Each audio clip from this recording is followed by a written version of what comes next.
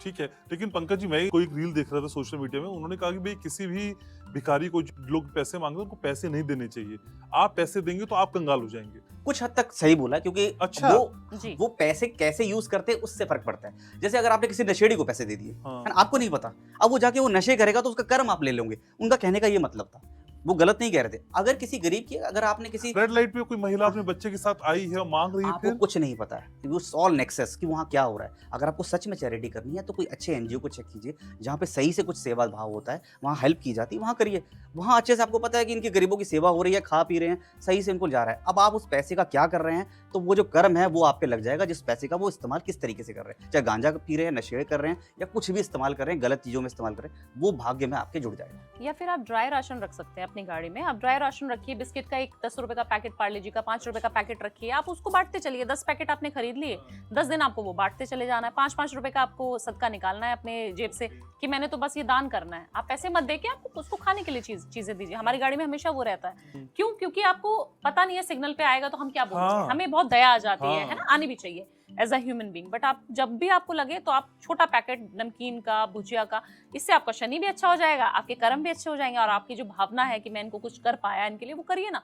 बच्चे को बिस्किट खिला सकते हैं, दूध के पैकेट के लिए पैसे मत दीजिए, सिर्फ आप खाने का सामान दीजिए उनको। और पता नहीं है तो डिसरिस्पेक्ट ना करें। जब आपको पता नहीं कि वो क्या करने वाला तो डिसरिस्पेक्ट मत, हाथ जोड़ के माफी मांग के कर लीजिए बस। ठीक है। लेकिन भावना जी, हर 2-3 साल में कई लोगों की जिंदगी में एक पैटर्न बन जाता है कि 3 साल बाद फिर एक डाउनफॉल आएगा, फिर 3 साल बाद फिर एक डाउनफॉल आएगा, या फाइनेंशियल क्रंच आएगा। ये क्या होता है?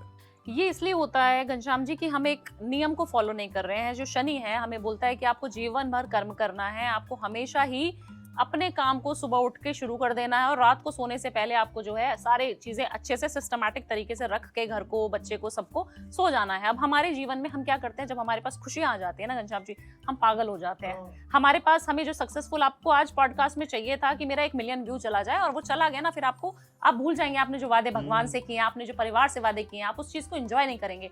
आप उसका टू डू लिस्ट में दूसरा आप बना देंगे 2 मिलियन। इंसान की एक डिजायर होती है ना, एक फीलिंग होती है हमारे मन में कि हमने ये चीज अचीव कर ली, तो ये जो प्राप्त कर लिया वो क्या बड़ा। ठीक है, तो आप जो है सबसे पहले एंजॉय करना शुरू करो, भगवान को शुक्रिया अदा करना शुरू करिए। आप भगवान के जो मंदिरों में जाके आपने अपने बुरे समय में वो चीज मांगी थी कि ये चीज मुझे मिलनी चाहिए, इतने करोड़ का मेरा बिजनेस होना चाहिए, अगर हो गया तो आपने वहां जाकर दोबारा से थैंक यू बोला कि नहीं बोला? कहीं ना कहीं आप देखना वो मिसिंग होगा। जितने भी लोगों को आप रीड करेंगे ना, आप पूछिएगा उनसे कि आपने जो चीज अचीव करी थी जब आपका बुरा समय था, आप खाटू श्याम गए थे, आप बांके बिहारी मंदिर गए थे, आप दोबारा गए जब आप सक्सेसफुल हो गए कि नहीं? कहा जाता है कि जब भी पूजा इंसान करता है ना, अपने स्वार्थ के लिए करता है। जब भी कुछ मंदिरों के दर्शन करता है, जब भी कहीं कहीं जाता है ना, वो कि मैंने आज यहाँ बता दिया तो वहां चला गया, हमारे पास आ गया, क्यों? जब वो बुरा समय है। जब अच्छा समय है तब आप गए कि नहीं गए? ये मिसिंग है। जब आप ग्रेटिट्यूड शो नहीं करोगे यूनिवर्स को, तो वो खींच लेगा, अच्छा बेटा फिर आजा, अभी बताता हूँ तुझे। तो ग्रेटिट्यूड शो करने के लिए कौन सी रेमेडी सबसे अच्छी, क्योंकि आप रेमेडी क्वीन है। हाँ, सबसे पहले तो देखिए, सबसे पहले जो मैं अपने नियम में करती हूँ, हम लोग करते हैं घर परिवार में सभी लोग, आपको करना क्या चाहिए, अपने बेड पे से उठने से पहले, सुबह मॉर्निंग में सबसे पहले आपको ग्रेटिट्यूड शो करना चाहिए। और रात को सोते हुए हम लोग ग्रेटिट्यूड शो करके ही सोते हैं, तीनों लोग, मैं, मेरे हस्बैंड और मेरी बेटी।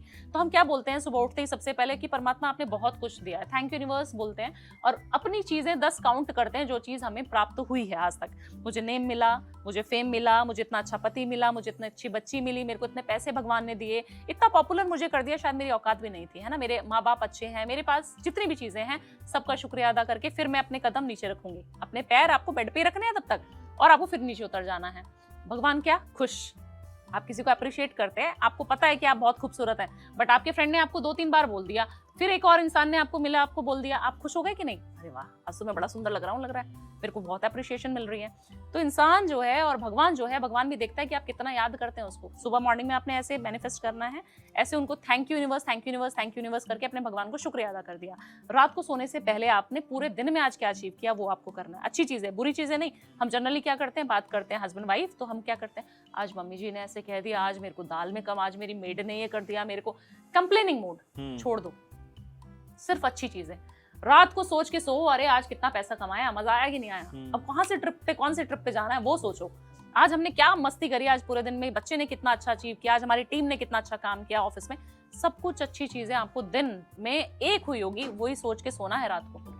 फिर देखो मजा आएगा कि नहीं आएगा, आप अगले दिन कितने अच्छे एनर्जेटिक उठोगे। तो ये करना लोगों को बहुत ज्यादा जरूरी है और छोटी सी हैबिट है।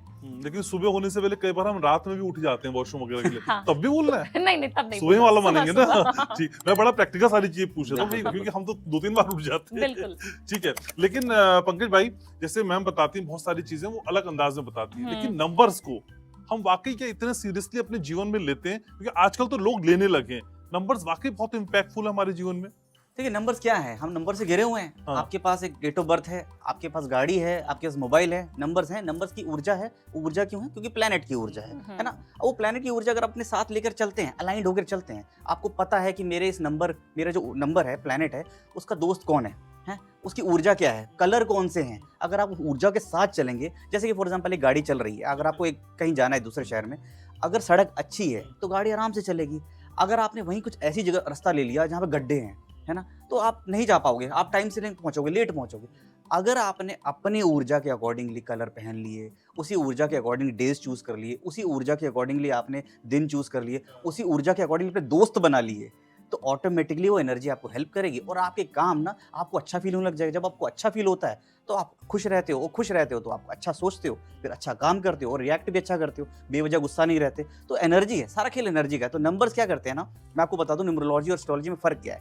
न्यूमरोलॉजी आपको ये बता देती है कि इंसान को रीड कैसे करना है, उसका बिहेवियर कैसा है और अच्छा। अपने बिहेवियर को कैसा बेटर कर सकते हैं। हाँ। कि भाई अगर मुझे किस कलर में अच्छा लगता है, एक एनर्जी तो लेके चल रहा है ना, एक कलर भी एनर्जी लेके चल रहा है, तो वो एनर्जी में मुझे कैसा फील हो जाता है, वो अगर आप खुद पैटर्न को चेक करेंगे ना, तो आपको ऑटोमेटिकली फील होने लग जाएगा कि यार आज तो मुझे बहुत अच्छा फील हुआ, मैं इन लोगों से मिला, उनका मूलांक क्या था, तो इससे मेरे को एनर्जी मिली, मुझे अच्छा मिला। कहीं मैं ऐसे लोगों से मिला, अगर आपने रजिस्टर करना शुरू कर दिया तो थोड़े दिन में आपको देखोगे कि आपको फर्क भी दिखने लग जाएगा, किस मूलांक के साथ कैसे बिहेव करना है, वो कैसे रिएक्ट करता है। सभी लोग ओपन माइंडेड नहीं होते। 4 नंबर के सामने आप इसको किसी की ईगो हर्ट कर दो तो ऑटोमेटिकली वो कह देगा कि यार ये तो मतलब ईगो हर्ट हो गई, और किसी के सामने आप हंस के बात कर दो उससे बुरा नहीं लगता। इस चीज़ों का एनर्जी अलाइन करोगे ना, तो आपकी चीज़ें धीरे धीरे आपको देखने को मिलेगा, जीवन बड़ा सरल हो जाएगा क्योंकि लोगों को समझना आ गया और एनर्जी को समझना आ गया। तो ऐसी दिशाएं काम तो करती अपने नंबर्स तो असर कर रहे हैं, हमारे फ्लैट का नंबर भी हम पे असर बहुत ज़्यादा करता असर करता है, बहुत ज़्यादा असर करता है। अगर आपने नंबर्स अपने गलत ले लिए, घर का नंबर गलत ले लिया, तो आप समझ लीजिए कि कुंडली आपकी सही लिखी हुई है, सब कुछ सही है, लेकिन आपने ही कुछ गलत पकड़ दिया।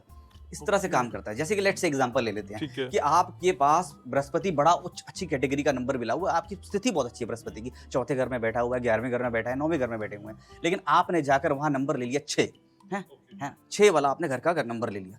कहीं ना कहीं आपको ऐसा देखने को मिलेगा रेसिस्टेंस। आप सोचोगे मैंने 6 नंबर ले लिया, भाई नंबर तो 6 है, क्योंकि आपने Venus का नंबर। इंस्टाग्राम की रील से देख लिया है ना हाँ। कि भाई 6 नंबर तो बहुत अच्छा, पैसा ही पैसा आएगा। आपको पता नहीं है कि एक तो आप मूलांक 3 है, आपकी बृहस्पति बहुत मजबूत है कुंडली में, उसके बाद आपने 6 ले लिया, एंटी नंबर्स हैं, वो कहीं ना कहीं आपको दिक्कत आएगी, आपकी सोच में ही दिक्कत आएगी। हाँ। मन कुछ और कह रहा होगा, कर्म कुछ और कह रहा होगा, आप खुद कंफ्यूज से रहेंगे कि ये मैं क्या करूं, क्लैरिटी आना बंद हो जाएगी, फोकस ही नहीं रहेगा कि आपको लगेगा पैसे की तरफ जाऊं कि धर्मार्थ की तरफ जाऊं, इतना दिक्कत आ जाएगी आपको। लेकिन पंकज भाई, हाई राइज में जब हम रहते हैं तो आपके फ्लैट के आगे आपके फ्लोर का नंबर होता है, हाँ तो वो हम काउंट करते हैं देखिए, या सिर्फ हम फ्लैट का नंबर काउंट फ्लैट करते का हैं? नंबर काम करता है काफी हद तक। हाँ। फ्लोर तो देखिए जो नेगेटिव है वो तो आजकल सभी लोग फिलॉसफी कर रहे हैं कि 13 नंबर को ले ही नहीं रहे। नहीं मैं ऐसे नहीं समझ हाँ। माना कि एक ही मतलब फ्लोर 10th पे। फ्लोर पे ले लिया हाँ। या 8th फ्लोर पे लिया, तो माना उसमें 36 नंबर का फ्लैट है तो 836 हो जाएगा, हाँ। और किसी का 37 नंबर का होता है 837 हो जाएगा।